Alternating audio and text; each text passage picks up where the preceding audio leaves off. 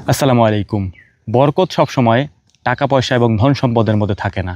কারণ টাকা পয়সা এবং ধন সম্পদ দিয়ে মানুষ কখনো সুখী হতে পারে না। বরকত ওই জিনিস, আপনি মাসের পর মাস কায়িক পরিশ্রম করেন, অনেক খাটুনি খাটেন, তারপরেও আপনাকে হসপিটালে যেতে হয় না, ডাক্তারের কাছে যেতে হয় না। এটাও আল্লাহ তাআলার পক্ষ থেকে এক ধরনের বরকত। আপনি রাতের বেলা অল্প ঘুমিয়েছেন, সকালবেলা ওঠার পরে আপনার শরীর ব্যথা করে না, শরীরে কোনো সমস্যা হয় না, আপনি আপনার কাজ করতে পারেন, কাজে চলে যেতে পারেন, আপনার মধ্যে কোনো ধরনের আলসেমি কাজ করে না। এটাও আল্লাহ তাআলার পক্ষ থেকে এক ধরনের বরকত।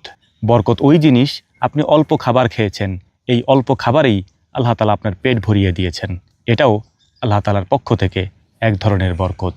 বরকত ওই জিনিস, কোনো কাজ করতে আপনি দ্রুত গিয়েছেন, কাজ করে খুব সুন্দরভাবে আবার ফিরেও এসেছেন, প্রতিমধ্যে আপনি কোনো দুর্ঘটনার শিকার হননি, আপনি কোনো বিপদে পড়েননি, আল্লাহ তাআলা খুব সুন্দরভাবে আপনার ঘরে আপনাকে পৌঁছে দিয়েছে। আল্লাহ তাআলার পক্ষ থেকে এটাও এক ধরনের বরকত। বাড়িতে মেহমান এসেছে, 2 জনের খাবার আছে, মানুষ এসেছে 5 জন, আপনি 2 জনের খাবার দিয়ে 5 জনের মাঝে পরিবেশন করলেন, তারা খেয়ে আল্লাহ তাআলা শুকরিয়া আদায় করলো। এটাও আল্লাহ তাআলার পক্ষ থেকে এক ধরনের বরকত। যারা বুদ্ধিমান, যারা জ্ঞানী, তারা আল্লাহ তাআলার এই বরকতের শুকরিয়া আদায় করে। আল্লাহ রাব্বুল আলামিন বলেছেন, যদি তুমি শুকরিয়া আদায় করো আমি নিয়ামত বাড়িয়ে দেব। আল্লাহ তাআলা তাদেরকে এই নিয়ামত দেন যারা শুকরিয়া আদায় করে। এই পৃথিবীতে তারাই সব থেকে অসুখী, যাদের জীবনে অনেক বেশি অভিযোগ থাকে। জীবনের কোনো মুহূর্তেই তারা শুকরিয়া আদায় করতে পারে না, কারণ তাদের জীবন অভিযোগ দিয়ে ভরা।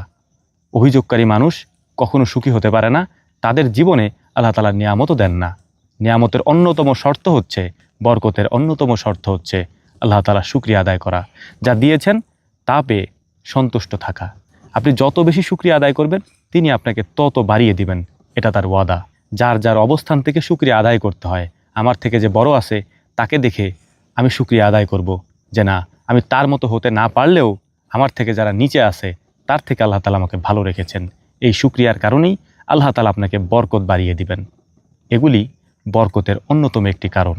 আমরা অনেক টাকা পয়সা ইনকাম করতে দেখি অনেক মানুষকে, কিন্তু সুখী হতে দেখি না। এটার অন্যতম কারণ হচ্ছে, ওই টাকা পয়সায় বরকত থাকে না। যে কোনো জিনিসে আল্লাহ তাআলার পক্ষ থেকে বরকত এবং নিয়ামত থাকা অতীব জরুরি। আসসালামু আলাইকুম ওয়া রাহমাতুল্লাহ।